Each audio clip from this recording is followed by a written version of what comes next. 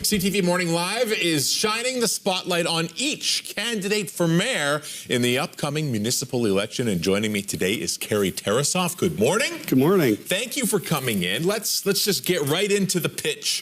First off, why should people put their mark next to Carrie Tarasoff on their ballot?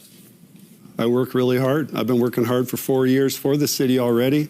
I'm probably the most versed in all the issues that are going on in the city, including Councillor Block, because the things that we find she didn't even know when she was on council because administration isn't doing their job. So I believe I'm probably the right technical person to be heading the city and to lead it so that people get the best information to make the best decisions. Okay, let's tackle the issues then. Taxes have been rising constantly over the past decade, and not slowly either, some would say. So how do we keep property taxes down for the future? We have to quit wasting money first. There's simple things that we could have done along the way. Instead, we choose complicated things that cost a lot of money. We're breaking off everything as a service charge, and we're saying, oh, but your tax bill isn't going up as much. And then the things you used to get, including your taxes, now get charged to you. The cost of living here isn't changing just because your tax bill is fluctuating. It's because the service charges are adding up even higher. Garbage, green, like pretty soon they'll be charging you for snow if they clear your street. You wait. Okay, let's talk about the number of homeless in our city. That seems to be increasing as well, and there's never enough shelter space. So what's the answer there?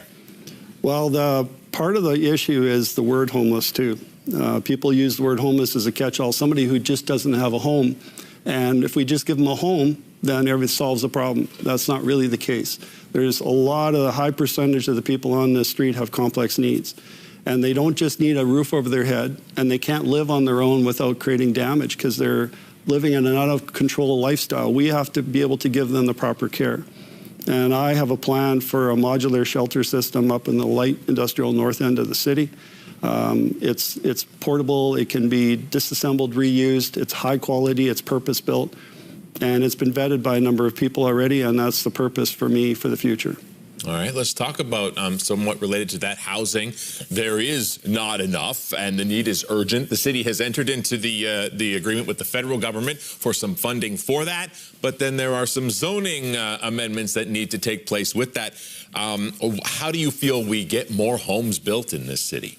So I'm a professional planner and a professional technologist. I've got like 40 years of development experience. So the problem is we can't just go build it. The city doesn't have that budget.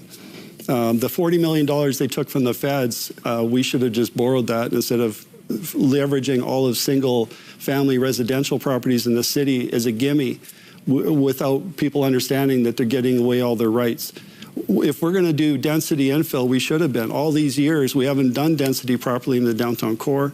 We've been tracking for years, by hand, all the properties in Pleasant Hill, for example, that have been vacant or abandoned, with a photo inventory and a map that I drew.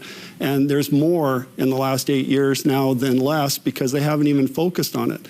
We start creating infill in places where it's already waiting to be done, and we get people in there, we'll create more security, we'll need less police.